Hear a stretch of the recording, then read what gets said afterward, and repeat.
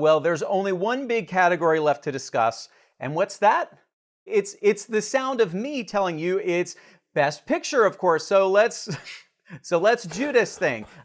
Sorry, I know I've already taken this farther than I should. You're probably thinking, when are we getting this over with? But I hope you had no mad feelings. I'm promising you, woman and men, that I'm almost finished. In fact, we just hit the Chicago 7th of 8 nominees. You've all been so patient with me, and for that, I am truly thankful. Now, let's get on with the category.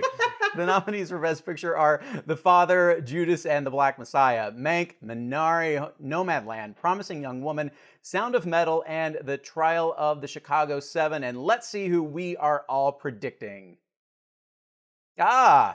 Another sweep here. All right, I hope people are really taking note of these picks for their at-home ballots. Nomadland is definitely the favorite, and the way every other war show seems to be going, this win seems pretty much guaranteed, right, David?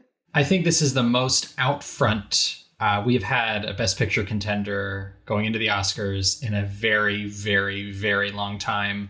There is just no version of events that I can see in which Nomadland does not win this Oscar. The PGA, for example, does not necessarily go for smaller movies. The fact that they went for Nomadland over Chicago 7, an immediate sign that this movie is the one that the industry is completely behind. And I see no scenario in which that does not play through on Oscar night.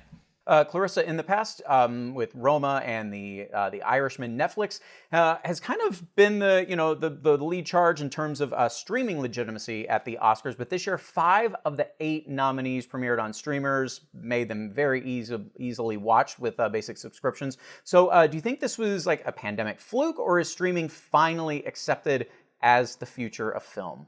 I mean, I think it's a little bit of both, because I think the pandemic is going to affect how we watch films for a long time. I mean, I know I'm not rushing out to a theater, even if I'm vaccinated and, the world is safer.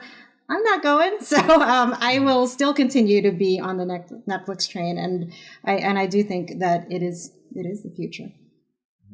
And all the present. Finally, yeah, very true. All right, but finally, before we sign off, I want to come back quickly to Snubs. If you had your way, if there's one person, one movie, something that you think should have been in there, what's the most regrettable absent pick from all of these categories this year? David, I'll start with you. Mine is Delroy Lindo, Best Actor for Defy Bloods. I thought he was so extraordinary in that movie, and such a long, phenomenal actor. It was such a culmination of his collaborations with Spike Lee. He's been so great on The Good Fight, over on TV. This felt like such an obvious moment to give him his first Oscar nomination, and it was very clear by nominations morning that he was not going to get it, but I remained outraged, and I think that snub will be felt for a long time. Yes, snub Joey. Gonna use the word. Oh my gosh. So Joey, who's yours? Anyone else besides Zendaya? Yes, I think Rosamund Pike for I Care a Lot. That was probably my second favorite performance of the last year. And also just across the board for On the Rocks by Sofia Coppola. That movie is just so cozy and comfy, and it just reminds me of when New York was alive and vibrant, and I really thought that people were going to gravitate toward that because she is such a beloved force in the industry. She is one of the few female directors that I think is sort of afforded the chances that a lot of the male directors are given, and the industry is in love with her, and I really was surprised that movie got nothing. Well, adding to the On the Rocks train, my snub was Bill Murray. I absolutely loved him in that movie. I thought it was the best and most subtle and heartbreaking as he's ever been.